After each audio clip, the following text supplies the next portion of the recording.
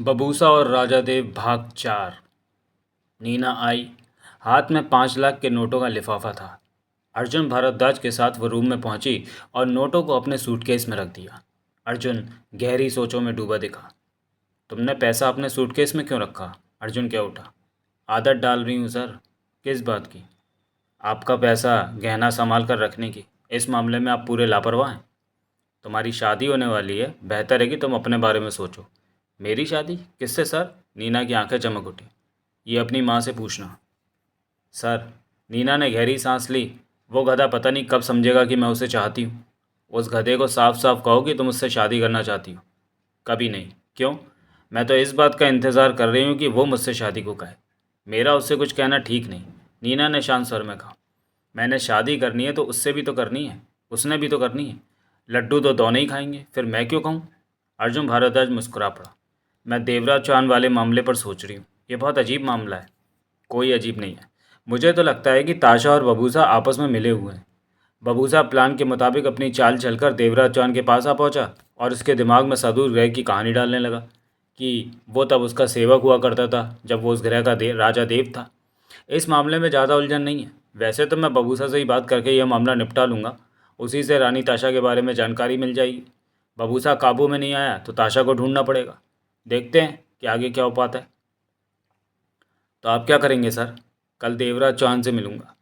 कैसा लगता होगा देवराज चौहान? बहुत बड़ा डकैती मास्टर है। उसकी तो बड़ी बड़ी मूछें होंगी, लंबा चौड़ा होगा, बड़े बड़े बाल होंगे, कानों में सोने की बाली पहन रखी होगी और बात बात पर रिवॉल्वर निकाल लेता होगा। तुम फिल्में बहुत देखती हो। मैंने गलत कहा सर? हाँ, वो ऐसा नहीं होगा। उसकी पत्नी को देखा तुमने भी? तो उसी से तुम समझ सकती हो कि वो कैसा होगा। वो पैसे वाला दौलतमंद इंसान है। उसकी खूबसूरत पत्नी है। ऐसे में देवराज चौहान पूरी तरह हम जैसा सामान्य इंसान दिखता होगा। फिल्मी डाकू जैसा वो नहीं होगा, अर्जुन ने कहा। कल पता चल जाएगा सर। अब तो हम फ्री हैं, चौपाटी चलें। वहाँ तुम जो खाओगी वो पैसा मैं तुम्हारी तनख्वाह से काटूंगा। मैं तो आपको पहले ही बता चुकी हूँ कि मैंने आज तक की ली सारी तनख्वाहें संभाल रखी हैं। यही सोचती हूँ कि उस गधे से शादी की बात बन गई तो सारी तनख्वाहें उसे दे दूँगी। छोड़िए सर, चौपाटी चलते हैं। वहाँ का समुद्र मुझे बहुत अच्छा लगता है और रात के इस वक्त तो वहाँ भीड़ भी बहुत होगी, मज़ा आएगा। वीरेंद्र त्यागी ने नगीना का पीछा किया।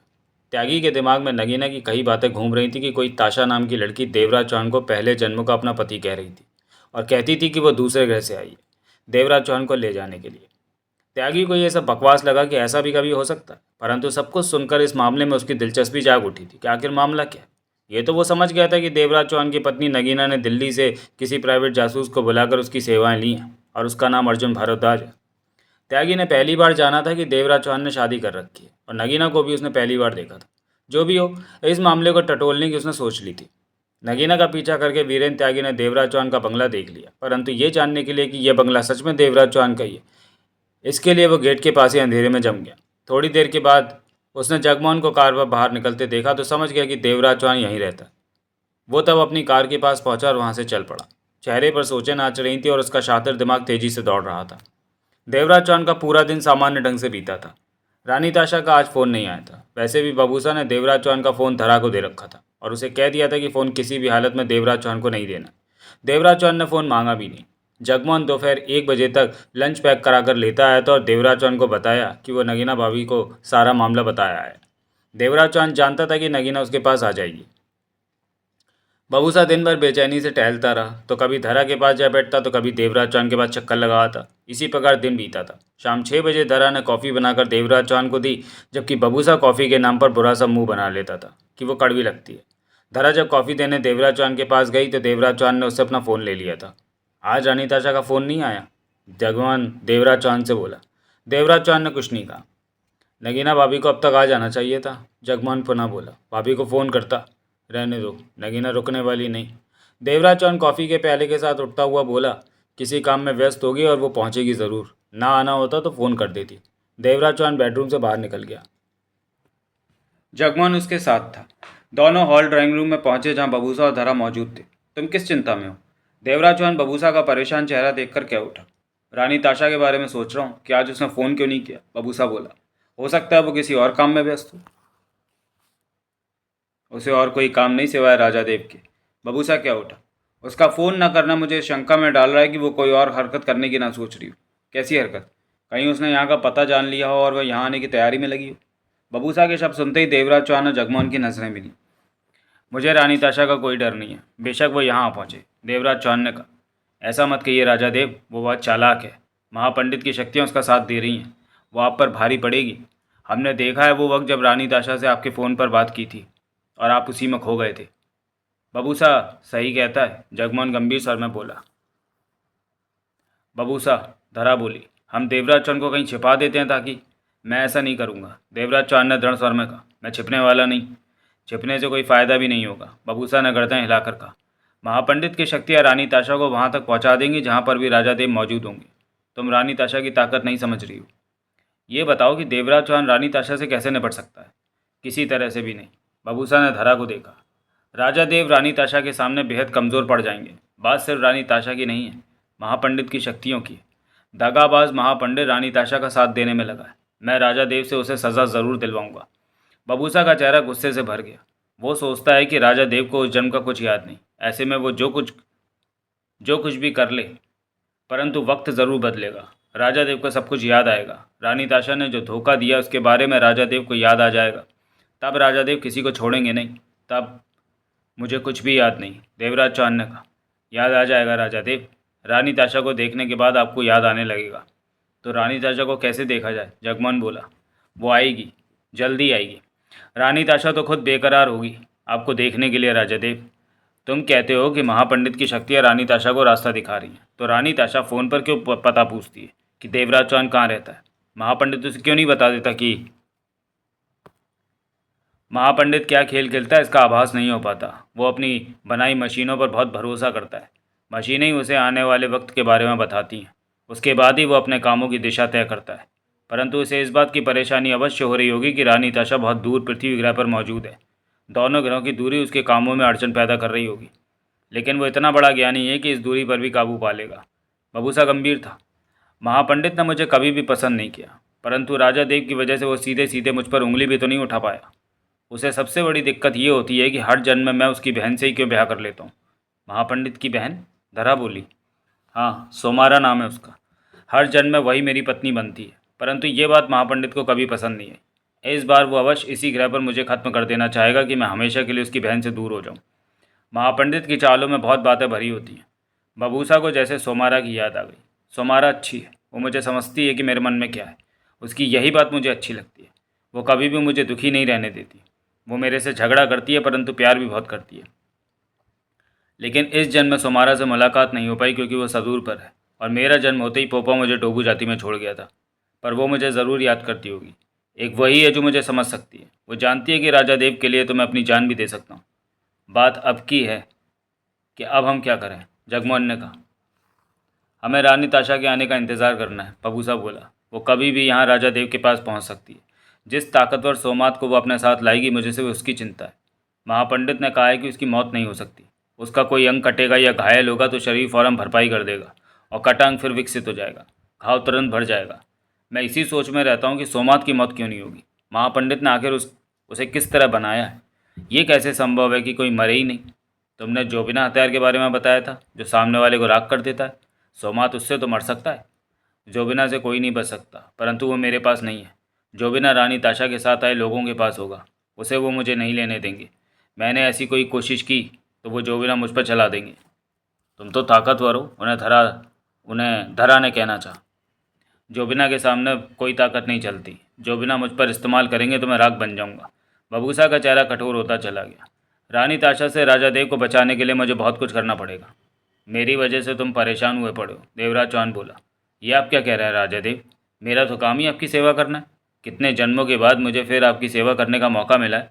मुझसे ज़्यादा खुशनसीब और कौन होगा। आपको उस जन्म की याद आ जाए तो मेरे कंधों पर लदा बोझ हट जाएगा। फिर तो सब कुछ आपने पलक झपकते ही संभाल लेना है। उसी दिन का तो इंतज़ार है मुझे। इन्हीं बातों में वक्त बीतता चला गया। पता ही नहीं चला कब रात के 9 बज गए। जब नगीना वहाँ पहुँची तो वक्त का एहसास हुआ उन्हें। भाभी, नगीना को देखते ही जगमोहन के उठा। नगीना प्रवेश द्वार पर ठिठकी सी सबको देख रही थी। फिर वो पास आ पहुंची। रह रहकर उसकी निगाह बबूसा पर जा रही थी। बबूसा की निगाह भी नगीना पर ही थी। धरा ने जगमोहन से पूछा, ये कौन है? भाभी। भाई साहब कहाँ हैं? धरा कुछ समझी नहीं तो पूछ बैठी। जगमोहन ने देवराज चौहान की तरफ इशारा कर दिया। धरा समझी तो गहरी सांस लेकर रह गई। तुम बबूसा हो? नगीना ने आंखें सिकुड़कर बबूसा से पूछा। हाँ, बबूसा बोला, लेकिन तुम कौन हो? नगीना, देवराज चौहान की पत्नी। ओह, तो इस जन्म में तुम राजा देव की पत्नी। बकवास बंद करो, नगीना ने तीखे स्वर में कहा। यहाँ कोई राजा देव नहीं है, तुम फ्रॉड हो। देवराज चौहान का दिमाग खराब करने पर लगे हो। तुम्हारा संबंध ताशा से है, उसी ने तुम्हें भेजा है। ये तुम क्या कह रही हो? बबूसा उलझन भरे स्वर में क्या उठा। नगीना, देवराज चौहान ने कहा, यह सही है, इसे गलत मत समझो। लो, आप इसकी बातों को सच मानते हैं? भाभी ये सही कहता है। पहले हम भी इस पर ऐसे ही शक करते। जगमोहन ने कहना चाहा। मुझे इसकी बातों पर ज़रा भी भरोसा नहीं है, नगीना कह उठी। ये धोखेबाज है और मैं धोखेबाज नहीं हूँ। बबूसा सच्चा इंसान है, धरा कह उठी।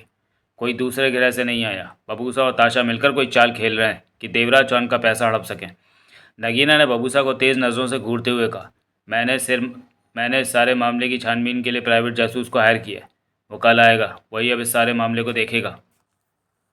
प्राइवेट जासूस? जगमोहन के चेहरे पर अजीब से भाव उभरे।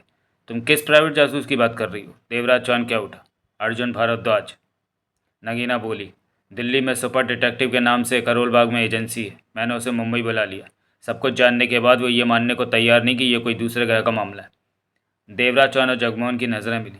तुमने उसे सब बता दिया? देवराज चौहान ने पूछा। सब कुछ। मैं उससे काम ले रही हूँ, सब कुछ बताऊंगी नहीं तो वो ठीक से काम कैसे करेगा? तुमने जल्दबाजी की। एक बार मेरे से तो बात कर लेती, देवराज चौहान ने कहा। जगमोहन ने मुझे सब बता दिया था, उसके बाद पूछने की ज़रूरत नहीं थी। जगमोहन की बातों से मुझे स्पष्ट हो गया था कि तुम सब लोग बबूसा की बातों का यकीन किए बैठे हो और मेरे गले से बातें नीचे नहीं उतर रही। ये सब झूठा खेल चल रहा है। तुमने उस जासूस को यहाँ का पता बता दिया है? देवराज चौहान बोला। आप फिक्र मत कीजिए, उससे ये बात बाहर नहीं जाएगी कि आप कहाँ रहते हैं। ये मेरी जिम्मेवारी है। देवराज चौहान की ओर से पड़ गए। भाभी ने ऐसा करके गलत कदम तो नहीं उठा लिया? जगमोहन क्या उठा। नगीना ने जो किया है सोच समझ कर ही किया होगा, देवराज चौहान बोला। परंतु नगीना अभी हालातों को समझ नहीं पा रही है। वो इन बातों की गंभीरता नहीं समझ पा रही। बबूसा की बातें सही हैं, हमें भी ये बात महसूस होते होते हुई। बबूसा ने गंभीर स्वर में नगीना से कहा, तुम मुझे झूठा नहीं कह सकती। तुमने मेरी बातों को सुना ही कहाँ है जो ऐसा कह रही? जगमोहन मुझे सब बता चुका है, नगीना ने सख्त स्वर में कहा। भाभी, जगमोहन गंभीर स्वर में बोला, मैंने तो तुम्हें कल के फ़ोन के बारे में भी बताया था कि ताशा का फ़ोन आने पर उसकी आवाज़ सुनने पर देवराज चौहान की क्या हालत हो गई थी। मैं इन बातों को नहीं मानती, नगीना ने कहा। बबूसा फ्रॉड है। ये ऐसी बातें करके कोई धोखेबाजी कर रहा है। ये देवराज चौहान के 3 जन्मों से भी पहले जन्म की बात कर। भाभी, इसे कैसे पता चला कि उन 3 जन्मों के बारे में? उसे तो हम लोग ही जानते हैं। ये बात तुमने इसे पूछी नहीं? पूछी। ये कहता है कि महापंडित ने सब कुछ बताया और वह महापंडित सदूर ग्रह यानी कि दूसरे किसी ग्रह पर बैठा है। मैं इसकी बातों में फंसने वाली नहीं, नगीना ने बबूसा से कहा। अच्छा, यही होगा कि तुम यहाँ से चले जाओ, दोबारा इधर आना भी नहीं। तुम कौन होती हो मुझे हुक्म देने वाली? मैं राजा देव का सेवक हूँ, उनके अलावा मैं किसी की बात नहीं मानूंगा। आप इसे यहाँ से जाने को कहते क्यों नहीं? नगीना ने देवराज चौहान से कहा। मुझे इसकी बातों पर भरोसा है, देवराज चौहान ने गंभीर स्वर में कहा। मर्जी आपकी। मैं प्राइवेट जासूस अर्जुन भारद्वाज से इस सिलसिले में काम ले रही हूँ, मुझे अपना काम करने दीजिए। देवराज चौहान ने गंभीर निगाहों से जगमोहन को देखा। जगमोहन ने कलाई पर बंधी घड़ी पर निगाह मारकर कहा, डिनर का वक्त हो चुका है, मैं खाना पैक करा कर लाता हूँ। कहने के साथ ही जगमोहन बाहर चला गया। राजा देव, बबूसा बोला, आप अपनी पत्नी को बताइए कि मैं झूठ नहीं बोलता। मैं नगीना तुम्हें किसी काम से नहीं रोक रही, ये जो करना चाहती है इसे कर लेने दो। नगीना की संदेह भरी निगाह बबूसा पर थी, फिर धरा से बोली, इस षड्यंत्र में तुम भी इसके साथ हो? षड्यंत्र? धरा के ओठों से निकला। ये दूसरे ग्रह की बातें, पोपा की बातें, रानी ताशा की बातें और महापंडित की बातें, ये सब सच है। धरा क्या उठी। मतलब कि तुम भी इसके साथ शामिल हो? मैं शामिल? कैसी बातें कर रही हैं आप? इस मामले में पढ़कर मैंने अपनी माँ को खो दिया, चक्रवर्ती साहब और प्रकाश को खो दिया। मेरी सरकारी नौकरी का अब कोई अता पता नहीं। घर से बेघर हो गई हूँ मैं, और तुम कहती हो कि ये षड्यंत्र हो रहा है? बहुत गलत सोच रही हो तुम। तुमने सदूर ग्रह देखा है? नगीना ने तीखे स्वर में पूछा। नहीं, धरा बोली। पोपा देखा है? नहीं। रानी ताशा को देखा है? नहीं। महापंडित को देखा है? नहीं। कुछ भी नहीं देखा और कहती हो कि यह सब बातें सही हैं? तुम अपना मजाक बना रही हो। मैंने बबूसा को देखा है, इसे समझा है, ये जाना है कि यह कभी झूठ नहीं बोलता। मतलब कि इसने कहा और तुमने मान लिया? देवराज चौहान ने भी तो मानी है ये बात, जगमोहन ने भी मानी है, सब कुछ तो सामने है। ये सब झूठी बातें हैं, नगीना ने दृढ़ स्वर में कहा। अब मैं तुम्हारे घर पर बैठकर तुमसे ज़्यादा बहस भी नहीं कर सकती। तुम मुझे घर से निकाल सकती हो, मेरे पास रहने का कोई ठिकाना भी नहीं है। यहाँ तक कि टोबू जाति के योद्धा मेरी जान के पीछे हैं, परंतु तुम मेरी बात को सच मानो कि बबूसा सच्चा इंसान है। ये कोई भी बात झूठ नहीं बोलता। नगीना ने देवराज चौहान से कहा। आप भी इनकी बातों में आ गए। बबूसा सही है नगीना, मुझे इस पर विश्वास करने में काफ़ी वक्त लगा। आप ताशा को पहले से जानते थे? मैंने तो नाम ही पहली बार सुना है। यह गहरा षड्यंत्र है आपके खिलाफ। अब अर्जुन भारद्वाज इस मामले को संभालेगा, नगीना ने गंभीर स्वर में कहा। देवराज चौहान कुछ कहने लगा कि तभी उसका फ़ोन बजने लगा। फ़ोन, धरा तेज स्वर में बोली। बबूसा, देवराज चौहान का फ़ोन बजा है। देवराज चौहान ने फ़ोन उठा लिया। बबूसा देवराज चौहान की तरफ बढ़ा। वहीं रुक जाओ, देवराज चौहान ने सख्त स्वर में कहा। बबूसा के कदम वहीं जम गए। अगर ये फ़ोन रानी ताशा का है तो चिंता मत करो, जो पहले हुआ था वो अब नहीं होगा, देवराज चौहान ने कहा। बबूसा वहीं खड़ा रहा। चेहरे पर व्याकुलता आ गई थी। नगीना के माथे पर बल आ ठहरे। तुम फ़ोन पर आया नंबर देखो, धरा बोली। शायद किसी पहचान वाले का नंबर हो। कोई नया नंबर है, देवराज चौहान ने कहकर फ़ोन कान से लगाया। कॉलिंग स्विच दबाकर बोला, हेलो राजा देव। रानी ताशा की सरसराती सी आवाज़ कानों में पड़ी। ताशा? देवराज चौहान के होठों से निकला। बबूसा ने तुरंत आगे बढ़ना चाहा, परंतु देवराज चौहान द्वारा सख्त नज़रों से देखने पर बबूसा वहीं खड़ा रह गया। मेरे राजा, मेरे देव। रानी ताशा की लरसती आवाज़ पुनः कानों में पड़ी। आप कहाँ हैं? मैं आपके बिना तड़प रही हूँ। कौन हो तुम? मैं ताशा हूँ मेरे प्यारे देव, तुम्हारी ताशा। याद करो वो दिन जब तुम्हें हर तरफ मैं ही नज़र आया करती थी। तुम ताशा ताशा कहते दौड़ते फिरते थे। कितने हसीन दिन थे वे देव। तुम मुझे सच संवर कर रहने को कहा करते थे। मेरी एक मुस्कान पर तुम फिदा हो जाते थे। कितना प्यार करते थे तुम मुझे देव। तुम हमेशा मेरे पाँव में पायल डाला करते थे। तुम्हें पायल डालना बहुत पसंद था। याद आया देव? रानी ताशा की आने वाली आवाज़ में खुशी भर आई थी।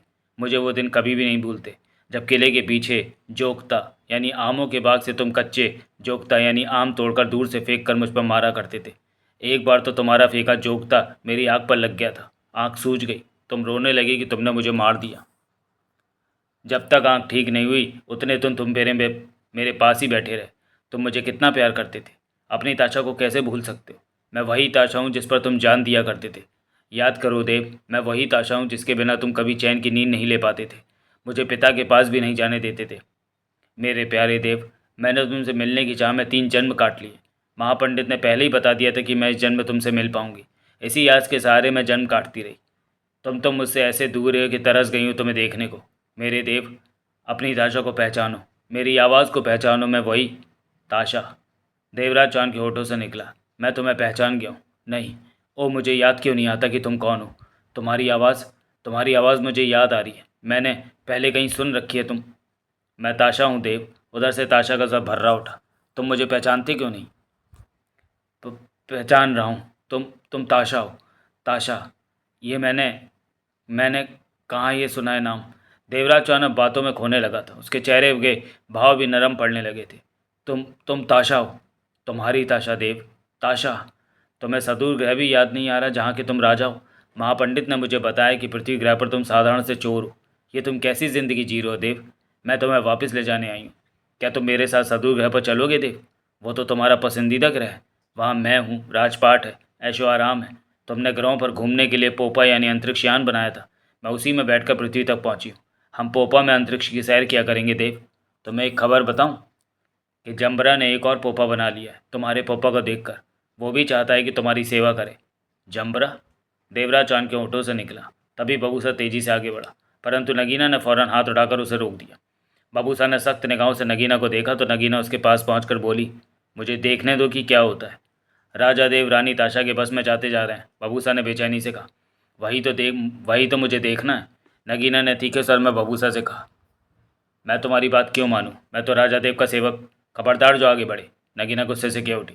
ये राजा देव नहीं, मेरा पति देवराज चौहान है। ये मेरा घर है। मैं तुम्हें इजाज़त नहीं देती कि तुम इस मामले में दखल दो। तभी धरा उठकर बबूसा के पास आ गई। बबूसा ने धरा को देखा तो धरा ने उसे खामोश रहने का इशारा किया। बबूसा धरा को एक तरफ ले जाकर बोला, राजा देव रानी ताशा की आवाज़ के प्रभाव में आते जा रहे हैं। वो जमरा की बातें करने लगी है। जमरा कौन? पोपा का निर्माण करने में सदूर ग्रह पर राजा देव का सहयोगी था। जमरा सदूर का महत्वपूर्ण व्यक्ति है वो। तुम अभी खामोश रहो। देवराज चौहान की पत्नी को भी देख लेने दो कि क्या होता है, धरा ने गंभीर स्वर में कहा।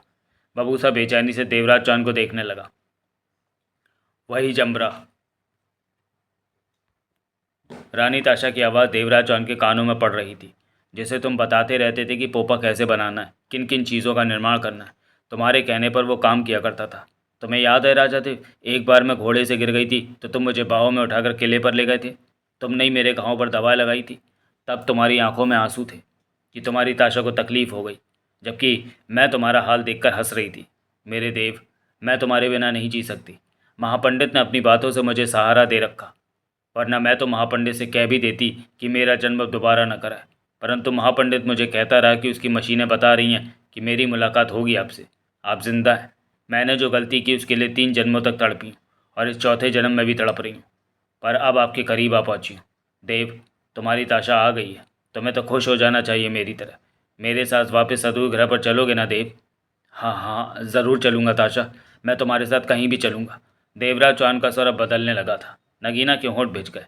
मेरे देव, ताशा, मेरी ताशा, मैं देवराज चौहान आगे कुछ ना कह सका। कहो देव, तुम्हारी आवाज़ मैंने सुन रखी है। मुझे तुम याद आ रही हो। क्या नाम बताया था तुमने अपना? ताशा। ताशा, तुम तो ओह, मुझे याद क्यों नहीं आ रहा? देवराज चौहान दीवानों की तरह क्या उठा। तुम मेरी हो, सिर्फ मेरी हो ताशा। मैं तुम्हारे पास आना चाहता हूँ, तुम्हारे करीब, तुम्हें बाहों में लेना चाहता हूँ। ताशा की याद आ गई देव? क्या तुम्हें याद आ गया कि मैं वही ताशा? तुम मेरी हो, मेरी हो ताशा। देवराज चौहान कंपन भरे सर में क्या उठा। हाँ, हम जुदा हो गए थे।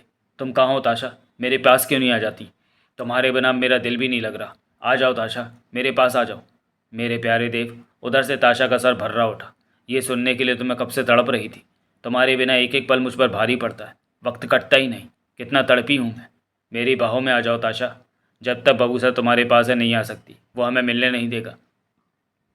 बबूसा? एकाएक देवराज चौहान गुर्रा उठा और निगाह बबूसा की तरफ उठी। मैं बबूसा को मार दूंगा। सच देव, तुम्हारे लिए मैं कुछ भी कर सकता हूँ। देखो, मैं अभी बबूसा को ख़त्म कर देता हूँ। बबूसा ने गंभीर निगाहों से नगीना को देखा। नगीना उलझन से भरी खड़ी थी। देव, मेरे प्यारे देव, तुम मेरे पास आ जाओ। अपनी ताशा को बाहों में ले लो। मुझे जी भरकर प्यार करो, जैसे पहले किया करते थे। तुम्हारे प्यार में मैं सब कुछ भूल जाती थी। अब हमारे वो सुनहरे दिन लौट आएंगे। तुम कहाँ हो ताशा? मैं आता हूँ। देवराज चौहान का सर आवेश में थरथरा रहा था।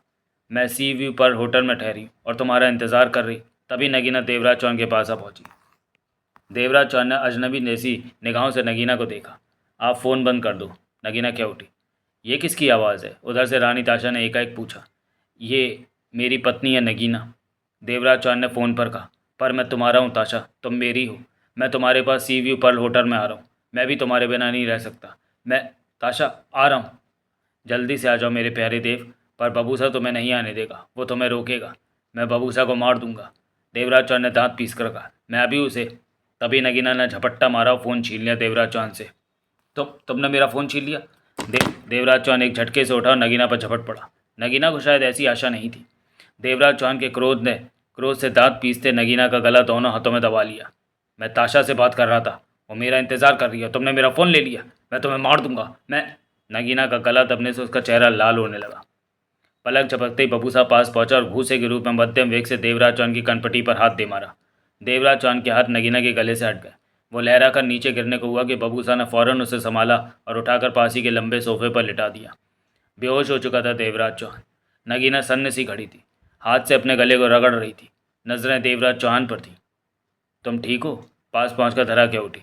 नगीना ने गहरी सांस ली, पास के सोफे पर जा बैठी। ये देवराज चौहान को क्या हो गया था? नगीना के होठों से निकला। मुझे विश्वास नहीं आता कि इसने मेरा गला दबा देना चाहा। नहीं, ये तो कभी भी नहीं हो सकता। देवराज चौहान मेरे साथ ऐसा नहीं करेगा। पर यह हुआ। अब तो तुम्हें भरोसा हो गया कि बबूसा सही है? धरा बोली। नहीं, मुझे कुछ समझ नहीं आ रहा। ये अच्छे भले तो थे, फिर इन्हें क्या हो? रानी ताशा की आवाज़ देवराज चौहान पर जादू कर देती है और ये अपने होश गंवा बैठता है। पहले भी ऐसा ही हुआ, परंतु इस बार ज़्यादा हुआ। तुम्हारा गला पकड़ लिया इसने। धरा गंभीर थी, परंतु तभी अपने होश में नहीं था। इसे नहीं पता कि ये क्या कर रहा है, क्या कह रहा है। नगीना का हाथ अपने गले पर गया, फिर उठकर देवराज चौहान के पास पहुंची, उसे चेक किया। बेहोश है ये, बबूसा बोला। मुझे बहुत अफसोस है कि मैंने राजा देव पर हाथ उठाया, परंतु चुप हो जाओ। नगीना एकाएक सख्त स्वर में क्या उठी। इसे राजा देव ना कहो, देवराज चौहान है ये। मैं तुम्हारी चाल कामयाब नहीं होने दूंगी। तुम किस चक्कर में हो मैं पता करके रहूँगी। मैं किसी चक्कर में नहीं हूँ, ये सब सच है, सच ही सामने आ रहा है। मैं नहीं मान सकती, नगीना ने दृढ़ स्वर में कहा। तुमने अभी देवराज चौहान की हालत देखी? डरा बोली। अपनी आंखों से देखी। वो सब चालबाजी है। ताशा जो भी है, सम्मान क्रिया बहुत अच्छी तरह से जानती है। वो बातें करके देवराज चौहान के दिमाग पर अपना काबू पा लेती है, होश छीन लेती है। तभी तो ये सम्मोहन क्रिया नहीं है, बबूसा ने कहा। ये महापंडित की शक्तियाँ हैं। जो बकवास बंद करो, महापंडित कोई है ही नहीं। नगीना ने कठोर निगाहों से बबूसा को देखा। ये सब तुम्हारी और ताशा की चाल है कोई। इस तरह तुम लोग देवराज चौहान पर काबू करके इसकी दौलत हासिल कर लेना चाहते हो, परंतु मेरे होते तुम्हारी कोई चाल कामयाब नहीं होगी। तुम ताशा से मिले हुए हो, मुझ पर शक करके अब गलती कर रही हैं, बबूसा शांत स्वर में बोला। तो हम पहले ही देवराज चौहान तक आ पहुंचे और रानी ताशा के बारे में प्लान के मुताबिक देवराज चौहान को बताने लगे। उसके दिमाग में ये बात बैठाई कि रानी ताशा कोई है। फिर रानी ताशा के फ़ोन आने लगे कि वो दूसरे घर से आई है और 3 जन पहले वो उसकी पत्नी थी। उसने वही बातें कही जो तुम पहले ही देवराज चौहान के दिमाग में ठूस चुके थे। इस तरह तुम लोगों ने देवराज चौहान का दिमाग खराब करना शुरू किया। फिर बबूसा धरा को देख कर क्या उठा। मुझे नहीं पता कि पृथ्वी ग्रह की औरतें इतनी शक्की हैं। फालतू बातें कहना छोड़ दो, नगीना ने दांत पीस कर कहा। तुम्हारे इस तरह से बातें करने से मैं मानने वाली नहीं कि तुम दूसरे ग्रह से आए हो, और वो ताशा भी। कल अर्जुन भारद्वाज इस मामले पर काम करेगा और असलियत को सामने ला देगा। मुझे हैरानी है कि तुम लोगों ने देवराज चौहान को बेवकूफ़ बना दिया। मैं राजा देव का सबसे खास सेवक। चुप हो जाओ, निकल जाओ यहाँ से, चले जाओ। नगीना बहुत ज़्यादा गुस्से में आ गई। मैं राजा देव को छोड़कर नहीं जाऊँगा, बबूसा ने कहा। तुम मेरे घर से निकल जाओ। नहीं निकल सकता। मैं यहाँ से गया तो रानी ताशा अपनी कोशिश में कामयाब हो जाएगी। राजा देव को कुछ याद आने से पहले ही पोपा में बैठाकर उन्हें सदुग्रह पर ले जाएगी और वहाँ महापंडित राजा देव के दिमाग का वो हिस्सा ही हटा देगा जहाँ रानी ताशा के धोखेबाज होने की यादें दर्ज हैं। फिर राजा देव को कभी भी याद नहीं आ सकेगा कि रानी ताशा कितनी बड़ी धोखेबाज है, और रानी ताशा को सज़ा कभी नहीं मिल सकेगी। बाबूसा ने गंभीर स्वर में कहा। मेरा राजा देव के पास रहना बहुत ज़रूरी है। मैं रानी ताशा को कभी भी सफल नहीं होने दूंगा। तुम पागल हो। नगीना के चेहरे पर झल्लाहट आ गई। बबूसा सच कहता है, ये झूठ नहीं बोलता, धरा क्या उठी। तुम अपनी जुबान बंद रखो। तुम्हें जगमोहन ने बताया नहीं कि डोबू जाति के योद्धा किस तरह मेरी जान के पीछे थे, धरा बोली। बताया तो तुम्हें जगमोहन की बात पर यकीन आ जाना चाहिए कि वो सही कहता है। डोबू जाति की बात से मैं इनकार नहीं करती। तुम तो वहाँ होकर आ चुकी हो। विस्तार से जानने के लिए पढ़ें अनिल मोहन का पूर्व प्रकाशित उपन्यास बबूसा। जगमोहन ने मुझे तुम्हारे बारे में खुलासा हाल बताया था। तब जगमोहन के साथ तुम कार में थी, जब चौकोर पत्ती जैसे हथियार को फेंक कर तुम्हारी और जगमोहन की गर्दन काट देनी चाहिए उन्होंने। ये तो जगमोहन की आंखों देखी बात है। इस पर अविश्वास का तो सवाल ही पैदा नहीं होता। फिर तुम क्या कहना चाहती हो? नगीना ने बबूसा को देखकर कहा। मैं बबूसा की बात कर रही हूँ। सर में सख्ती आ गई। क्या ये डोबू जाति का है ना? नहीं, इसका जन्म सदु ग्रह पर हुआ था और अंतरिक्षयान यानी पोपा इसे। तुम सदु ग्रह पर गई हो, वहाँ तुमने बबूसा को जन्म लेते देखा था। फिर तुमने ये भी देखा होगा कि बबूसा को अंतरिक्षयान में बैठाकर पृथ्वी ग्रह पर डोबू जाति में छोड़ दिया गया। धरा नगीना को देखने लगी। जवाब दो, तुमने ये सब देखा था? नहीं। तो फिर ये मत कहो कि बबूसा सदुर ग्रह पर पैदा हुआ। सच बात तो यह है कि सदुर ग्रह है ही नहीं। धरा ने बबूसा को देखा। बबूसा आराम से बैठा था। सच बात तो यह है कि बबूसा डोबू जाति में ही पैदा हुआ। ये बात भी इस कारण मान रही हूँ कि तुम किसी तरह डोबू जाति के ठिकाने तक जा पहुँची थी और वहाँ से जिंदा बचकर लौट आई किसी तरह, और बबूसा की खबरें भी लाई। विस्तार से जानने के लिए पढ़ें बबूसा। इसी वजह से ये बात जम जाती है कि बबूसा डोबू जाति से है। तुम्हारा कहना गलत नहीं है, मैं डोबू जाति से हूँ, बबूसा बोला। वहाँ मैं पला बड़ा, मेरी यादें वहाँ की हैं। मेरे इस जीवन का पूरा हिस्सा डोबू जाति से जुड़ा हुआ है। आज सदुर ग्रह से ज़्यादा मुझे डोबू जाति से प्यार है। परंतु ये बात भी पूरी तरह सच है कि मेरा जन्म सदुर ग्रह पर हुआ था और पोपा मुझे डोबू जाति में छोड़ गया था। दूसरे ग्रह वाली झूठी बात को मैं कभी नहीं मानूंगी, नगीना ने दृढ़ स्वर में कहा। तुम्हारी चाल को मैं बेनकाब कर दूंगी। तुम ताशा नाम की लड़की के साथ मिलकर खेल रच रहे हो, परंतु मैं तुम लोगों को कामयाब नहीं होने दूंगी। नगीना ने धरा को देखा। मुझे पूरा विश्वास है कि तुम भी इसके साथ शामिल हो। मैं तो पहले ही मुसीबत की मारी हूँ। धरा ने गहरी सांस ली। परंतु तुम बबूसा की तरफ उंगली उठाकर बहुत गलत कर रही हो। मैंने और बबूसा ने देवराज चौहान को ढूंढने में बहुत मेहनत की है, कहाँ कहाँ धक्के नहीं खाए। ये बात तो तुम सोनलाल से पूछ सकती हो, जो बबूसा के डर से भागकर देवराज चौहान के पास आ गया था। वो पुलिस वाला, क्या नाम है, हाँ, इंस्पेक्टर पवन कुमार वानखेड़े। उससे पूछो कि देवराज चौहान की खबर पाने के लिए मुझसे मिले। उसी ने हमें सोनलाल के बारे में बताया था, तो हम सोनलाल के पास। तुम क्या सोचती हो कि मैं तुम्हारी ये बातें मान लूँगी कि तुम सच कह? मत मानो, दारा ने मुंह बनाकर कहा। परंतु मैं तुम्हें स्पष्ट कहना चाहती हूँ कि मैं गलत नहीं हूँ। बबूसा को मैंने बहुत हद तक जाना है। बबूसा जो कहता है पूरी तरह सच कहता है। रही बात रानी ताशा की, तो मैंने रानी ताशा को कभी देखा नहीं है, सिर्फ बबूसा के मुंह से उसके बारे में सुना है। परंतु रानी ताशा है, और यकीनन है। ये दूसरे ग्रह का मामला है। डोबू जाति वाले सदूर ग्रह से रानी ताशा से और अन्य लोगों से बात करते हैं। मैंने डोबू जाति में जाकर उनका वो बिजली वाला कमरा देखा है जो सदूर ग्रह से आए लोगों ने तैयार करके उन्हें दिया था। वहाँ तरह तरह के ढेरों यंत्र लगे हैं जो कि मेरी समझ से बाहर हैं। उन्हीं यंत्रों से वो सदूर ग्रह पर बात करते हैं। डोबू जाति वाले इसी कारण मुझे मार देना चाहते हैं कि मैंने उनका वो बिजली वाला कमरा देख लिया है और इस बारे में मैं कहीं लोगों को ना बता दूँ। डोबू जाति के अनपढ़ गंवार लोग कभी भी बिजली के यंत्र और तारों की सेटिंग नहीं कर सकते। सदूर ग्रह से पोपा में बैठकर लोग डोबू जाति में आते रहे हैं और अपने यंत्र उन्होंने वहाँ फिट किए हैं। खूब। तो तुम कहती हो कि मैं देवराज चौहान के बारे में मान लूँ कि वो दूसरे ग्रह पर कभी राजा देव थे और तब उनकी पत्नी रानी ताशा थी? रंगीना ने व्यंग भरे स्वर में कहा।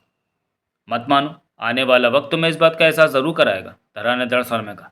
रानी ताशा अंतरिक्ष यान में बैठकर आई। अंतरिक्ष यान अक्सर धरती पर आता रहा और किसी को पता भी ना चला। तुमने डोबू जाति नहीं देखी कि वो कहाँ रहते हैं? धरा बोली। हिमाचल के लाहौल स्पीति के उस आखिरी छोर पर बर्फीले खोखले पहाड़ों के भीतर डोबू जाति बसी है, जहाँ अक्सर इंसान पहुँच ही नहीं सकता। मीलों मीलों तक बर्फ का रेगिस्तान है। कोई इंसान नहीं बसता उधर जहाँ ये रहते हैं। उनके सबसे करीबी बस्ती टाकलिंग ला है, जहाँ से घोड़ों का और पैदल का सफ़र करके मैं जोगाराम के साथ उधर पहुँची थी। 4 दिन लगे थे मुझे और मैं दुनिया से कट गई थी उस वक्त। टाकलिंगला जाकर डोबू जाति के बारे में पता करो। सच बात तो यह है कि टाकलिंगला में कोई डोबू जाति के बारे में बात करना ही नहीं चाहता। फिर भी कोशिश करते रहने पर तुम्हें किसी न किसी से पता चलेगा कि जिधर डोबू जाति रहती है उधर से आकाश से कभी कभी तेज़ नीली और सफ़ेद रोशनी चमकती है। मेरे ख्याल में ऐसा तभी होता होगा जब दूसरे ग्रह का पोपा आता होगा। तुम सही कह रही हो, बबूसा गंभीर स्वर में बोला। जब पोपा ज़मीन पर उतरने वाला होता है तो नीली रोशनी छोड़ने लगता है। मैंने 3 बार पोपा को आकर वहाँ उतरते देखा है, धरा ने आगे कहा। ये बातें झूठी नहीं है। रानी ताशा का वजूद सच में है, दूसरा ग्रह भी है। और तुम इतने तर्क क्यों दे रही हो कि मैं तुम्हारी बात मान लूँ? नगीना क्या उठी। शायद इसलिए कि तुम इनके साथ मिलकर काम कर रही हो। और ऐसा मत कहो, धरा क्या उठी, वरना गुस्से में मैं भी कुछ कह दूंगी। कल का इंतज़ार करो। कल क्या होगा? अर्जुन भारद्वाज तुम लोगों की चालों को समझेगा। वो प्राइवेट जासूस तो चोर होते हैं। अच्छा, नगीना ने उसे घूरा। प्राइवेट जासूसों ने कितनी बार तुम्हारी चोरी कर ली? एक बार भी नहीं। मैं ऐसे लोगों को मुंह नहीं लगाती, धरा ने तीखे स्वर में कहा। नगीना कुछ कहने लगी कि बाहर कार रुकने की आवाज़ आई। जगमोहन खाना ले आया होगा, धरा ने कहा। बबूसा ने बेचैनी से पहलू बदला। कुछ पलों बाद जगमोहन ने भीतर प्रवेश किया और वहाँ का नज़ारा देखते ही थम गया। हाथ में 4 बड़े बड़े लिफाफे उठा रखे थे, परंतु उसकी निगाह सोफे पर लेटे पड़े देवराज चौहान पर थी। वो पास पहुंचा। धरा, नगीना और बबूसा की निगाह उस पर ही थी। जगमोहन गंभीर स्वर में क्या उठा। रानी ताशा का फ़ोन फिर आया था? उसकी नज़र तीनों पर गई। हाँ, धरा ने जवाब दिया। इस बार तो देवराज चौहान ने अपनी पत्नी का गला दबा दिया था। जगमोहन के चेहरे पर सख्ती नाच उठी। उसने बबूसा से कहा, तब तुम कहाँ थे? यहीं था। राजा देव की अब की पत्नी यानी इसने मुझे पीछे रुके रहने को कह दिया था, वरना राजा देव ऐसा न कर पाते। मैं उन्हें पहले ही रोक लेता। बबूसा ने गंभीर और धीमे स्वर में कहा। आखिर ये सब कब तक चलेगा? जगमोहन क्या उठा। अभी तो कुछ हुआ ही नहीं है और तुम परेशान हो उठे? बबूसा ने जगमोहन को देखा। तूफान तो तब उठेगा जब रानी ताशा राजा देव के सामने आएगी, और ये कभी भी हो सकता है। उस वक्त जो होगा उसे रोक पाना आसान नहीं होगा। तब महापंडित की शक्तियाँ काम कर रही होंगी रानी ताशा के साथ। सोमात भी रानी ताशा के साथ होगा और मैं अकेला उनके सामने खड़ा हूँगा। कम से कम मेरे लिए वो बुरा वक्त होगा। महापंडित पहले ही कह चुका है कि मैं सोमात का मुकाबला नहीं कर सकता। तो क्या तब तुम उनसे हार जाओगे? जगमोहन चिंतित होते दिखा। बबूसा हारता नहीं है, बबूसा ने दृढ़ स्वर में कहा। मेरे होते रानी ताशा राजा देव को सदूर ग्रह तक नहीं ले जा सकती। अगर राजा देव को सदूर ग्रह का जन्म वक्त रहते याद आ गया तो फिर राजा देव की मर्जी। तभी नगीना क्या उठी। जगमोहन भैया, तुम तो इनकी बातों के जाल में पूरी तरह फंस चुके हो। जगमोहन ने गंभीर निगाहों से नगीना को देखा। नगीना की शिकायत भरी निगाह जगमोहन पर थी। भाभी, जगमोहन क्या उठा, मैंने तुम्हें सुबह भी कहा था कि ये जो हो रहा है वो सच है। सच नहीं है? कैसे कह सकती हो? दूसरा ग्रह, ताशा का बार बार फ़ोन आना, बबूसा का पहले ही आकर ये सब बातें करना किसी बड़ी चाल का हिस्सा है। ये कोई चाल नहीं है, क्योंकि धरा डोबू जाति में होकर आ चुकी है। धरा के पीछे डोबू जाति के लोग हैं।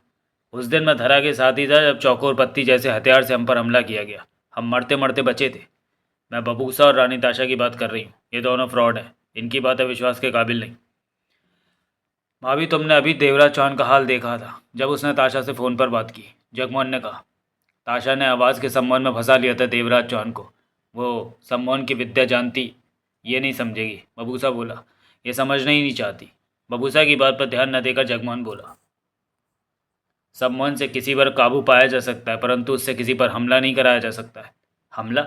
देवराज चौहान ने तुम्हारी गर्दन दबा देनी चाहिए। तुम क्या सोचती हो कि क्या देवराज चौहान कभी ऐसा कर सकता है? नहीं। फिर देवराज चौहान ने ऐसा क्यों किया? नगीना के होठ भिज गए। मैं बताता हूँ, जगमोहन बोला। सच बात तो यह है कि ताशा की आवाज़ सुनकर देवराज चौहान अपने होश गंवा बैठता है। उसे ताशा ने तो नहीं कहा होगा कि वो तुम्हारा गला दबा दे, परंतु पागल सा हुआ देवराज चौहान तुम्हारा गला दबाने लगा। तुम तो यहाँ नहीं थे, फिर तुम्हें क्या पता कि कैसे हुआ ये सब? नगीना बोली। अंदाज़ा लगा सकता हूँ, क्योंकि देवराज चौहान की ऐसी हालत पहले देख चुका हूँ, जब उसने बबूसा को घूंसा मारा था। जगमोहन ने गंभीर स्वर में कहा, यहाँ जो भी हो रहा है वो सच है। देवराज चौहान का यह हाल हो जाना मामूली बात नहीं। तुम्हें मेरी बात का भरोसा करके इन हालातों पर विश्वास करना चाहिए और आने वाले वक्त के बारे में सोचना चाहिए। पर तुम ऐसा क्यों सोचते पर तुम ऐसा क्यों नहीं सोचते कि बबूसा और ताशा आपस में मिले हुए हैं? बबूसा इधर पहुंचकर देवराज चौहान के दिमाग में अपने प्लान के हिसाब से बातें ठूस रहा है। उधर से ताशा फ़ोन करके देवराज चौहान का दिमाग खराब कर रही। अगर ऐसा है तो देवराज चौहान की हालत क्यों बिगड़ जाती है? ताशा का फ़ोन आने पर बताया तो, उसकी आवाज़ में सम्मोहन है। वो सम्मोहित हो जाने पर कोई किसी पर हमला नहीं कर देता। जो भी सच है बहुत जल्दी सामने आ जाएगा, नगीना बोली। कल अर्जुन भारद्वाज इस मामले की छानबीन करेगा। जगमोहन सोफे पर पड़े देवराज चौहान के पास पहुंचा, उसे चेक किया। देवराज चौहान ने ताशा से बात करते समय होटल सी व्यू पर्ल का नाम लिया था। नगीना गंभीर स्वर में कह उठी, मेरे ख्याल में ताशा होटल सी व्यू पर्ल में ठहरी हुई है और देवराज चौहान को वहीं बुला रही थी। सी व्यू पर्ल? जगमोहन सोच भरे सर में बड़बड़ा उठा। सुना है इस होटल का नाम? हाँ, ये जूहू बीच पर है, 5 सितारा होटल है, जगमोहन ने कहा। तो ताशा इस होटल में ठहरी है, हम इसे पकड़ सकते। इस मामले में जो करना होगा अर्जुन भारद्वाज ही करेगा, नगीना बोली। भाभी, तुम उस प्राइवेट जासूस पर इतना भरोसा क्यों कर रही हो? जगमोहन झल्ला उठा। मैंने सुना है वो काबिल इंसान है, वो सब ठीक कर देगा, नगीना ने यकीनी स्वर में कहा। तभी बबूसा जगमोहन से गंभीर स्वर में कह उठा, तुम अभी कह रहे थे कि रानी ताशा को पकड़ सकते हो, ऐसा दोबारा सोचना भी मत। अगर तुम गलत इरादे के साथ रानी ताशा के पास भी पहुंचे तो मार दिए जाओगे। सोमात रानी ताशा के करीब ही रहता होता और अन्य लोग भी रानी ताशा के आसपास ही मौजूद होंगे। मेरे ख्याल में तो अभी तक रानी ताशा को ठीक से समझ नहीं सके। तुम्हारा मतलब कि वो खतरनाक है? बहुत। तो ऐसी औरत किसी को, यानी देवराज चौहान, प्यार क्या करेगी? वहम में मत रहना, वो राजा देव को बहुत चाहती है, तभी तो इन्हें लेने सदूर से पृथ्वी तक आ पहुंची है। तुम? नगीना गुस्से से कह उठी, अपनी चालें खेलना बंद नहीं करोगे? यह सच्चाई है, बबूसा गंभीर था। मक्कार, तुमने किस बुरी तरह सबको अपने चक्कर में ले लिया है। तुम भी शायद सम्मोहन जानते हो। बबूसा गंभीर भाव में मुस्कुराया। फिर तो मैं तुम पर भी सम्मोहन का इस्तेमाल कर सकता हूँ। तुम मुझे पागल नहीं बना सकते। नगीना उठ खड़ी हुई। मैं ताशा से बात करने होटल सी व्यू पर जा रही हूँ। नहीं, जगमोहन के होठों से निकला। गलती मत करना, धरा क्या उठी। वो बहुत खतरनाक लोग हैं, उसके साथ डोबू जाति के योद्धा भी हो सकते हैं। यही तो मैंने देखना है कि वो कितने खतरनाक। तुम वहाँ नहीं जाओगी भाभी, जगमोहन कह उठा। मैं नहीं चाहता कि तुम लोगों के सामने पड़ो। मैं जाऊंगी, नगीना दर स्वर में कह उठी। मैं जा तभी बबूसा सामने आ गया नगीना के। नगीना ने गुस्से से बबूसा को देखा। तुम्हारा वहाँ जाना ज़रा भी ठीक नहीं होगा। मेरे ख्याल में तुम्हें चिंता हो रही है कि मेरे ताशा के सामने पड़ने से तुम्हारी योजना खुल जाएगी। मेरी कोई योजना नहीं है, परंतु तुम रानी ताशा को नहीं जानती। राजा देव को रानी ताशा हर हाल में पाना चाहती है। ऐसे में जो भी उसके रास्ते में आएगा वो उसको ख़त्म कर देगी। रानी ताशा को मैं बहुत अच्छी तरह से जानता हूँ कि वो कैसी है। जब वो जानेगी कि तुम राजा देव की पत्नी हो इस जन्म में, तो वो तुम्हारे साथ कुछ भी कर सकती है। मैं तुम्हारी बातों का भरोसा नहीं करती। तुम भाभी, जगमोहन ने गंभीर स्वर में कहा, कल वो प्राइवेट जासूस अर्जुन भारद्वाज आएगा ना? हाँ, तो वो रानी ताशा से बात कर लेगा, वो देख लेगा इस मामले को। तुम रानी ताशा के पास मत जाओ। रानी सॉरी नगीना ने कुछ नहीं कहा, खामोश सी वापस सोफे पर जा बैठी। बबूसा नगीना के सामने से हट गया। जगमोहन खाने के लिफाफे आगे बढ़ाकर धरा को देता क्या उठा, ये किचन में रख दो, जिसे भूखो खा लो। मैं देवराज चौहान के साथ ही खाऊंगा। भाभी, तुम खाओगी? नगीना ने चुप सी इनकार में सिर हिला दिया। चेहरे पर सोचे नाच रही थी। नजरें सोफे पर बेहोश पड़े देवराज चौहान पर जा टिकी थी। रानी ताशा ने फ़ोन एक तरफ रखा, आंखों में आंसू थे। उसका भोला भाला खूबसूरत चेहरा आंसुओं से भरा अच्छा नहीं लग रहा था। सोमात एक तरफ खड़ा था, सोमारा पास ही बैठी कह उठी, क्या हुआ रानी ताशा? राजा देव मेरे पास आना चाहते हैं, वो मुझसे मिलने को बेकरार है। रानी ताशा भीगे स्वर में बोली। आपने तो उन्हें होटल का नाम भी बता दिया, वो आते ही होंगे। नहीं, रानी ताशा ने इनकार में सिर हिलाया, वो नहीं आ सकेंगे। क्यों? कोई उन्हें रोक रहा है, कोई है जो राजा देव की बात मेरे से पूरी नहीं होने देता। हर बार बात अधूरी रह जाती है। अब भी किसी ने उनसे फ़ोन छीन लिया है। मुझे किसी औरत की आवाज़ सुनाई दी थी। वो राजा देव के इस जन्म की पत्नी है। राजा देव ने मुझे ये बात कही। पता नहीं राजा देव इस वक्त किस हाल में होंगे। क्या पता वो यहाँ आते ही हों। नहीं सोमारा, राजा देव की पत्नी ने मेरे पास नहीं आने देगी। बबूसा भी वहाँ है, वो भी राजा देव को ज़रूर रोकेगा मेरे पास आने को। अगर बबूसा ने विद्रोह ना किया होता तो अब तक सब ठीक हो गया होता। मैं बबूसा को सीधा कर दूंगी रानी ताशा। एक बार वो मेरे सामने तो पड़े। सुमारा बोली। राजा देव को वो जन्म कुछ याद आया कि नहीं? क्या वो सच में आपके पास आना चाहते हैं? राजा देव ने ऐसे ही कहा। वो उतावले हो रहे थे, व्याकुल थे मेरे पास आने को, परंतु उन्हें याद नहीं आया कि सदूर गए पर कभी वो अपना जीवन जिया करते थे। लेकिन मुझे पूरा भरोसा है कि उन्हें याद आ जाएगा। सुमारा, मैं भी राजा देव के पास जाना चाहती हूँ। अब उन्हें देखे बिना चैन नहीं मिलता, मन तड़प रहा है मेरा। लेकिन राजा देव कहाँ हैं ये तो हमें पता नहीं। हम उनके पास कैसे जाएंगे? महापंडित बताएगा। जैसे भी उसे बताना ही होगा कि तभी कुछ दूर पड़े रानी ताशा के यंत्र से कुछ आवाज़ सी आने लगी। रानी ताशा फौरन उठी और आगे बढ़कर यंत्र उठाकर उसके दो बटनों को दबाया। आवाज़ बंद हो गई और दूसरी तरफ से केलोरा की आवाज़ आ रही थी, जो रानी ताशा को पुकार रहा था। कहो केलोरा, रानी ताशा ने कहा। वहाँ पर सब ठीक तो है? सब ठीक है रानी ताशा। डोगू जाति वाले पूरी तरह हमारे इशारे पर चल रहे हैं। यह अच्छी बात है, कोई लापरवाही मत कर देना। हम इस बारे में सतर्क हैं। हॉम्बी की कोई खबर? वो अपने कमरे में ही रहती है, बाहर नहीं निकलती, किसी से बात नहीं करती। किलोरा की आवाज़ ट्रांसमीटर जैसे यंत्र से निकली। कुछ और कहना है तुमने? अभी अभी महापंडित ने हमसे संपर्क करके बात की, आपको संदेश देने को कहा है। बताओ। महापंडित का कहना है कि सदूर ग्रह और पृथ्वी में दूरी ज़्यादा होने के कारण उसकी दो मशीनें जवाब दे गई हैं। उन्हें ठीक करने में वक्त लगेगा। ऐसे में राजा देव का पता बताना कठिन होगा। इस बारे में कुछ दिन रुकने को कहा है। ओह! रानी ताशा गंभीर हो उठी। ये तो बुरी बात हुई। मेरे लिए क्या हुक्म है रानी ताशा? किलोरा की आवाज़ यंत्र से निकली। डोबू जाति को ठीक से काबू में रखो, हम अपना काम पूरा करके वापस लौट आएंगे। उसके बाद बातचीत समाप्त हो गई। रानी ताशा ने यंत्र वापस रखा और सोफे की तरफ बढ़ती गंभीर स्वर में बोली। बहुत बुरा हुआ सोमारा। महापंडित की दो मशीनें खराब हो गई हैं। ठीक करने में ज़्यादा वक्त लगेगा। वो अभी राजा देव का पता नहीं बता सकता। तो अब हम क्या करेंगे? सोमारा क्या उठी। मैं तो सोच रही थी कि बबूसा से जल्दी मिलूंगी। हमें खुद ही राजा देव की तलाश करनी होगी। पर कैसे? हमें क्या पता वो कहाँ होंगे, या कौन हमें उनके बारे में बता सकता है? सोमारा बोली। जैसे भी हो हमें राजा देव को ढूंढना होगा। इस बीच महापंडित ने मशीनें ठीक कर ली तो वो पता देगा, वरना तब तक हम हाथ पर हाथ रखे नहीं बैठे रह सकते। रानी ताशा ने सोच भरे स्वर में कहा, फिर सोमात को देखा। सोमात? जी रानी ताशा। सोमात एक कदम आगे आया। हमने राजा देव को ढूंढना है। कैसे ढूंढें? हमें होटल के बाहर निकल कर राजा देव की तलाश करनी होगी, सोमात ने कहा। पर कैसे? पृथ्वी ग्रह पर तो लोग ही बहुत हैं, हम कैसे ढूंढ पाएंगे राजा देव को? राजा देव पृथ्वी ग्रह पर किस नाम से रहते हैं हमें तो ये भी नहीं पता, सोमारा बोली। ये समस्या तो सही है, हमारे पास राजा देव की तस्वीर भी नहीं। रानी ताशा व्याकुल हो उठी। हमारे लिए राजा देव को ढूंढना बेहद कठिन होगा। कैसे करें सोमात? मेरे ख्याल में, सोमात ने सोच भरे स्वर में कहा, हमें इस ग्रह के निवासी की सहायता लेनी चाहिए। वही हमें रास्ता बता सकता है। हम इस ग्रह के सिस्टम के बारे में ज़्यादा नहीं जानते। इस ग्रह का आदमी भी राजा देव को कैसे ढूंढ पाएगा? हमारे पास ना राजा देव का हमारे पास तो न राजा देव का यहाँ का नाम है, ना ही उसके चेहरे की तस्वीर। रानी ताशा ने कहा। मुझे ये काम बहुत कठिन लग रहा है। सोमार ठीक कहता है रानी ताशा, सोमारा ने सोच भरे स्वर में कहा। अगर इस हाल में हमारी कोई सहायता कर सकता है तो वो इस ग्रह का इंसान ही है। उसके सामने हम सारे हालात रखकर उससे सलाह लेंगे कि हमें क्या करना चाहिए। यही बेहतर रास्ता है, क्यों सोमात? रानी ताशा ने सोमात को देखा। मुझे भी ये बात जची। तो इस ग्रह के ऐसे किसी इंसान को ढूंढो जो हमारी सहायता कर सके। मैं किसी को ढूंढ कर लाता हूँ रानी ताशा, सोमात ने कहा और बाहर निकल गया। रानी ताशा ने सोमारा से कहा, कितने नाजुक मौके पर महापंडित की मशीनें खराब हो गईं। सदूर और पृथ्वी में दूरी भी तो बहुत ज़्यादा है। पृथ्वी के बारे में कोई बात जानने की चेष्टा में मशीनों पर जोर पड़ा होगा, वो ख़राब हो गई। मैं अपने भाई को जानती हूँ, सोमारा बोली। वो जल्दी मशीनें ठीक कर लेगा। पर हम खाली नहीं बैठेंगे। हम भी अपने ढंग से राजा देव की तलाश शुरू कर देंगे। रानी ताशा का सर भर्रा उठा। मैं अब ज़्यादा देर राजा देव से दूर नहीं रह सकती। कितने दुख की बात है कि राजा देव मेरे से ज़्यादा दूर नहीं है, परंतु मैं समझ नहीं पा रही कि वो कहाँ पर है। राजा देव भी मेरे बिना तड़प रहे होंगे। मेरी आवाज़ सुनते ही पागल जैसे उठते हैं राजा देव। ताशा ताशा कहकर पुकारते हैं। सुनकर कितना अच्छा लगता है कि राजा देव मुझे पुकार रहे हैं।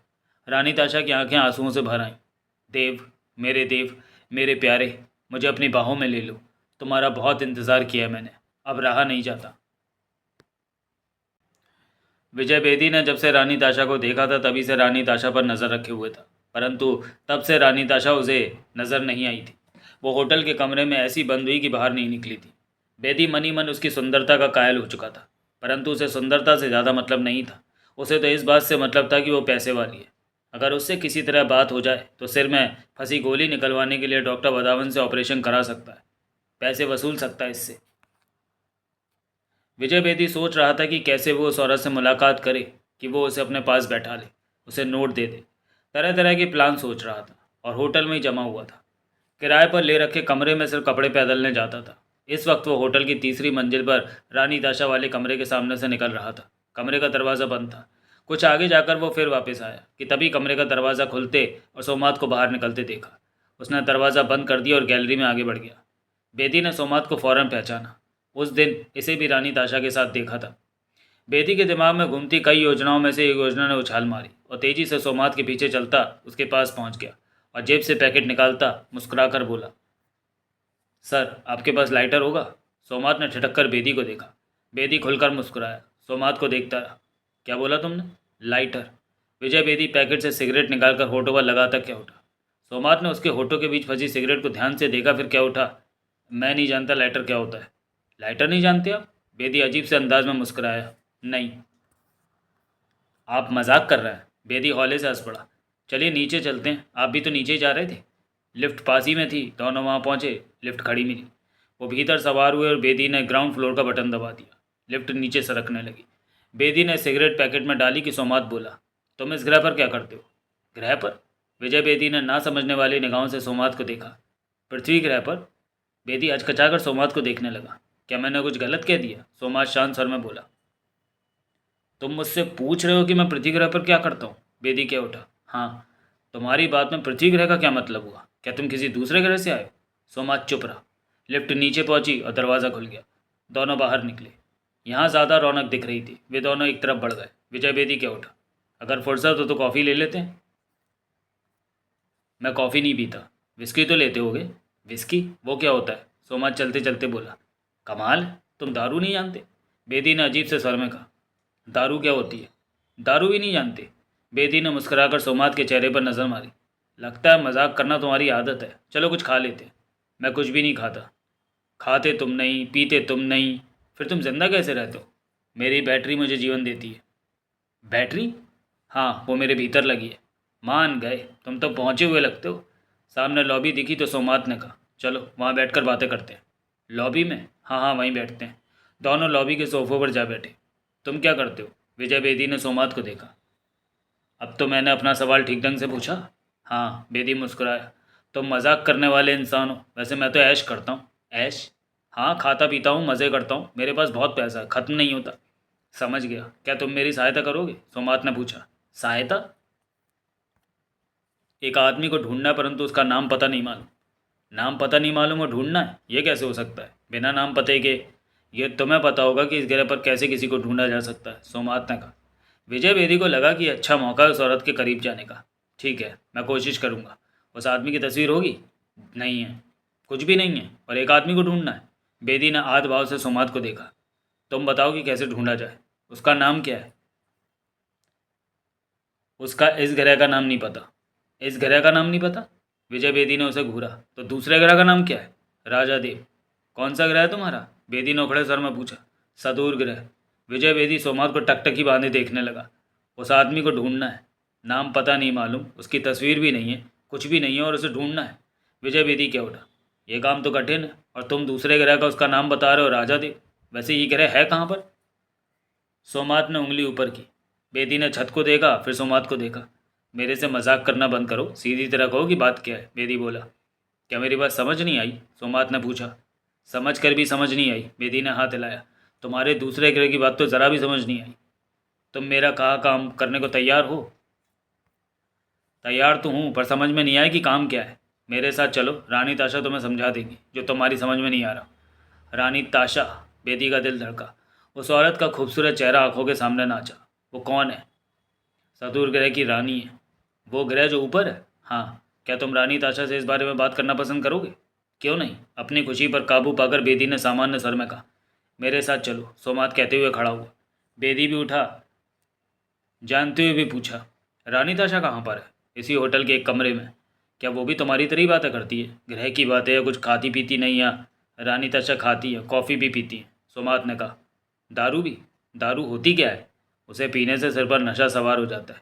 रानी ताशा ऐसी चीज़ों का सेवन नहीं करती। तुम रानी ताशा के क्या लगते हो? मैं उनका सेवक हूँ, उनका हुक्म मानना मेरा काम है। विजय बेदी को ठीक से सोमात की बातें समझ में नहीं आई, परंतु मन ही मन वो खुश था कि उस खूबसूरत औरत से उसका सामना होने जा रहा है। वो किसी को तलाश करवाना चाहती है, यानी कि नोटों का जुगाड़ हो सकता है कि वो वदावन से ऑपरेशन करा सके। बेदी सोचता जा रहा था कि रानी ताशा नाम की औरत को कैसे फंसाए। विजय बेदी ने सोमात के साथ उस होटल के कमरे में प्रवेश किया। कमरा काफ़ी बड़ा था और बेडरूम के साथ साथ ड्राइंग रूम का भी काम दे रहा था। एक तरफ सोफे लगे थे और रानी ताशा सोमारा के साथ सोफे पर ही बैठी थी। उनकी निगाह भी पास आते दोनों पर गई। उनकी निगाह बेदी पर टिक चुकी थी। रानी ताशा, सोमात ने कहा, यह हमारा काम करने को तैयार है। राजा देव को ढूंढ लेगा ये, सोमारा क्या उठी। परंतु ये आपसे बातचीत करना चाहता है। मेरी बातों से इसे तसल्ली नहीं हुई। रानी ताशा अपनी जगह से उठी, विजय बेदी को देखकर मुस्कुराई। स्वागत है, रानी ताशा बोली। अपनी धड़कनों पर काबू पाए विजय बेदी आगे बढ़ा, हाथ आगे करके बोला, हेलो। रानी ताशा ने उसका बड़ा हाथ देखा और फिर उसका हाथ थाम लिया। यहाँ के लोग इस तरह नए लोगों से मिलते हैं, रानी ताशा बोली। यहाँ के लोग? बेदी के चेहरे पर उलझन उभरी। मेरा मतलब इस ग्रह के लोग। विजय बेदी 2 पल के लिए सकपका सा उठा, फिर क्या उठा। ये ग्रह वाली बात मेरी समझ में नहीं आई। तुमने इसे कुछ बताया नहीं सोमात? रानी ताशा ने सोमात को देखा। बता दिया है ग्रह के बारे में। रानी ताशा की निगाह विजय बेदी पर जा टिकी। बेदी ने रानी ताशा का हाथ छोड़ा और सोमारा को अपनी तरफ देखते पाकर हेलो कहा। जवाब में सोमारा सिर्फ उसे देखती रही। तुम्हारा नाम क्या है? विजय विजय बेदी, बेदी ने कहा। बैठो, मैं तुम्हें सब कुछ बताती हूँ, कहते हुए रानी ताशा बैठ गई। विजय बेदी भी बैठा। सोमात खड़ा रहा था। मैं सदूर ग्रह पर कभी राजा देव के साथ रहती थी, परंतु राजा देव सदूर ग्रह? बेदी का सिर घूम गया कि ये भी किसी ग्रह की बात कर रही है। मैं ग्रह वाली बात नहीं समझा मैडम। तुम मुझे मैडम क्यों कह रहे हो? यहाँ किसी औरत को इज्जत देते हुए मैडम ही कहते हैं। पर तुम मुझे रानी ताशा कहो, सब मुझे यही कहते हैं, रानी ताशा ने कहा। ठीक है, मैं रानी ताशा कहूँगा तुम्हें। तो मैं पूछ रहा था कि यह ग्रह वाली बात, हम पृथ्वी के रहने वाले नहीं हैं। क्या? विजय बेदी की आंखें सिकुड़ी। तुम लोग पृथ्वी ग्रह पर नहीं रहते? नहीं, हम सदूर ग्रह पर रहते हैं, पोपा में बैठकर आए। पोपा? बेदी का सिर घूम गया। जब एक ग्रह से दूसरे ग्रह पर जाते हैं तो पोपा का इस्तेमाल करते हैं, रानी ताशा ने कहा। समझा, हमारे यहाँ पोपा को अंतरिक्ष यान कहते हैं। विजय बेदी ने ये सब पागलों वाली बातें लग रही थी, लेकिन वो रानी ताशा की हाँ मिलाता बोला। तो आप लोग अंतरिक्ष यान में बैठकर यहाँ पृथ्वी पर आए हैं? हाँ, क्योंकि हमें यहाँ पर राजा देव की तलाश है। उसे यहाँ से वापस सदूर ग्रह पर ले जाना है। साली मुझे पागल बना रही है, बेदी बड़बड़ा उठा। मुझे क्या, मुझे तो नोटों से मतलब है। क्या कहा तुमने? रानी ताशा बोली। मैं तुम्हारी बात याद कर रहा था कि तुम सदूर ग्रह से आई हो, पर तुम्हारा पोपा कहाँ है? बेदी ने पूछा। वो डोबू जाति के पास खड़ा है। डोबू जाति? उससे तुम्हें कोई मतलब नहीं। तुमने तो राजा देव को ढूंढना है, जिनका यहाँ पर क्या नाम है मालूम नहीं। ये राजा देव कौन है? वही तो तुम्हें बता रही थी कि सदूर ग्रह के राजा हैं राजा देव, और मैं उनकी रानी थी, रानी ताशा ने गंभीर स्वर में कहा। परंतु कभी कुछ ऐसा हुआ कि राजा देव सदूर ग्रह से पृथ्वी पर आ गए। पोपा में बैठकर? बेदी के होठों से निकला। 2 क्षण चुप रहने के बाद रानी ताशा क्या उठी। ये तो मुझे पता नहीं कि राजा देव पृथ्वी पर कैसे पहुंचे, परंतु वो पृथ्वी ग्रह पर आ गए। फिर? अब मैं पोपा में बैठकर पृथ्वी पर आई हूँ कि राजा देव को वापस ले जा सकूँ। समझ गया, सब समझ गया। विजय बेदी ने कुछ ज़्यादा ही सिर हिलाया। पर मैंने तो सुना है कि ब्रह्मांड के किसी भी ग्रह पर लोग नहीं रहते। हम रहते हैं सदूर ग्रह पर। ज़रूर रहते होगे, बेदी ने पुनः सिर हिलाया, जैसे बातों को हजम कर रहा हो। तो आपको राजा देव को तलाश करना है। क्या राजा देव को याद है कि वो सदूर ग्रह पर राजा थे? नहीं याद। कैसे पता कि उसे नहीं याद? मेरी उनसे बात हुई थी। कब, कैसे? बेदी के होठों से निकला। कुछ देर पहले ही फ़ोन पर बात हुई। तुम्हारे पास उसका फ़ोन नंबर है? बेदी हैरान से कह उठा। हाँ। कहाँ से मिला? कुछ चुप रहकर रानी ताशा ने कहा, कहीं से मिल गया था। तो फ़ोन पर उनसे पूछा क्यों नहीं कि वो कहाँ रहता है? आप जैसी खूबसूरत युवती को देखकर वो धन्य हो जाएगा, और आप उसको अपना पति कह रही हैं, तो उसकी तो लॉटरी खुल गई। वो तो खुश हो जाएगा। बबूसा राजा जी के पास है, वो ना मेरे पास आने से रोक रहा है। बबूसा कौन? सदूर ग्रह पर राजा देव का सेवक हुआ करता था। तो क्या वो भी आपके साथ ही पृथ्वी ग्रह पर आया है? रानी ताशा ने बेदी को देखते गंभीर स्वर में कहा। तो मैं इन बातों से कोई मतलब नहीं होना चाहिए, सारी बातें जानने की ज़रूरत भी क्या है? विजय बेदी ने सिर हिलाया। उसे लगा कि पागल और बेवकूफ़ लोगों में आपस है, जिनका दिमाग अपनी जगह से हिला हुआ है, परंतु उसे तो नोटों से मतलब था कि अपना ऑपरेशन करा सके। रानी ताशा, विजय बेदी ने अपने स्वर को गंभीर बनाकर कहा, यह बहुत मुश्किल काम है, क्योंकि आपको राजा देव का आज का नाम भी नहीं पता, उसकी कोई तस्वीर भी नहीं है, उसके यारों दोस्तों की भी जानकारी नहीं है, सिर्फ उसका फ़ोन नंबर ही है। परंतु वहाँ बबूसा बैठा है जो कि टांग फंसा रहा है। मतलब कि राजा देव को ढूंढना आसान काम नहीं। क्या पता वो मुंबई शहर में है या कहीं और रहता। वो मुंबई में ही रहते हैं। कैसे पता? बबूसा के मुंबई में होने का यही मतलब निकलता है। महापंडित ने भी मुंबई में ही होने की खबर में होने के बारे में कहा था। महापंडित कौन? बेदी ने सामान्य स्वर में पूछा। ये है कोई, तुम्हें बताने की ज़रूरत नहीं। तुम राजा देव को ढूंढने की बात करो, उन्हें ढूंढ सकते हो। आपके लिए तुम्हें कुछ भी कर सकता हूँ। मतलब कि राजा देव को तलाश कर लोगे? रानी ताशा का चेहरा चमक उठा। हाँ, आराम से, परंतु इसमें 20 लाख का खर्चा आएगा। 20 लाख? क्या 20 लाख? रानी ताशा के ओठों से निकला। तभी सोमारा के उठी। यह इस ग्रह के पैसों की बात कर रहा है। यहाँ हर कोई पैसे लेता है। हमने कपड़े लिए तो पैसे दिए, हम होटल में ठहरे तो हमने पैसे दिए, इसी प्रकार ये भी पैसे मांग रहा है। सही कहा आपने। बेदी सोमारा को देखकर मुस्कुराया। यहाँ हर काम के पैसे लगते हैं? सोमारा ने पूछा। बेदी ने सहमति से सिर हिला दिया, फिर बोला, इस काम का 20 लाख रुपया लगेगा, 5 लाख मैं पहले लूँगा। रानी ताशा ने सोमात को देखकर कहा, क्या हमारे पास इतना पैसा है? ज़रूर है रानी ताशा, सोमात बोला। तो इसे दे दो, ये पहले 5 लाख लेगा। रानी ताशा ने बेदी से कहा, बाकी कब लोगे? जब आपको राजा देव तक पहुँचा दूंगा। मुझे राजा देव का फ़ोन नंबर दे दीजिए। रानी ताशा ने फ़ोन नंबर बता दिया। अब 5 लाख। रानी ताशा ने सोमात को देखा तो सोमात कमरे के वार्डरोब की तरफ बढ़ गया। विजय बेदी सोफे पर बैठा सोमात को देखता रानी ताशा से क्या उठा, जब तक मैं राजा देव को तलाश करूंगा तब तक मैं आपके साथ ही रहूंगा। हमें कोई एतराज़ नहीं। क्या इसी कमरे में रहूंगा या मुझे कोई अलग से कमरा देंगी? जैसा तुम चाहो। मैं तो कहूँगी तुम्हारे साथ ही रहो। तुमसे बातचीत करके मैं पृथ्वी ग्रह को जानने का मौका मिलेगा। फिर पृथ्वी ग्रह? बेदी बड़बड़ा होता। चुप कर बेदी, नोट आने दे, तेरा ऑपरेशन हो जाएगा। कहने तुझे ये कहते हैं, पृथ्वी हो या सदूर, तेरा काम तो हो रहा है ना। क्या कहा तुमने? रानी ताशा ने पूछा। बेदी ने सोमात को वार्डरोब से सूटकेस निकालते देखा तो खड़ा हो गया। उस सूटकेस में रुपए? बेदी ने पूछा। हाँ। सोमात ने वहीं पर सूटकेस रखकर उसे खोला तो आधा सूटकेस नोटों की गड्डियों से भरा था। विजय बेदी की आंखें फैल गईं।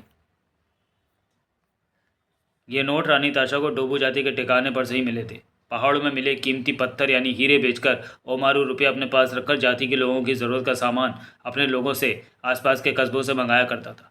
तो ये वहाँ से रानी ताशा अपने साथ ले आई थी, तो कुछ वहाँ पर अपने लोगों को दे आई थी कि ज़रूरत पड़ने पर वो इस्तेमाल कर सकें। इधर आओ, सोमात ने बेदी को पुकारा। बेदी उठकर सोमात के पास पहुँचा। तुम कितना पैसा लेना चाहते हो पहले? सोमात ने पूछा। 5 लाख। ले लो। विजय बेदी फौरन झुका और हज़ार हज़ार के नोटों की 5 गड्डियाँ ईमानदारी से उठा ली, जबकि सोमात रानी ताशा या सोमारा नहीं जानती थी कि 5 लाख कितना होता है। ये बात अगर बेदी को पता होती तो बेदी ने एक ही बार में 20-25 लेकर निकल जाना था। बहरहाल उसने 5 लाख ही निकाला और कहा, बंद कर लो। सोमात ने सूटकेस बंद किया और उसे वापस वार्डरोब में रख दिया। तुम ये पैसा यहीं पर रखते हो? बेदी ने पूछा। हाँ। सोमात ने वार्डरोब का दरवाज़ा बंद किया। बेदी ने हसरत भरी निगाहों से वार्डरोब को देखा।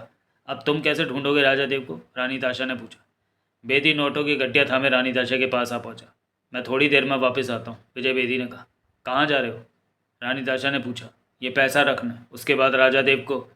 तुम कहीं पैसा लेकर भाग तो नहीं जाओगे? रानी ताशा क्या उठी।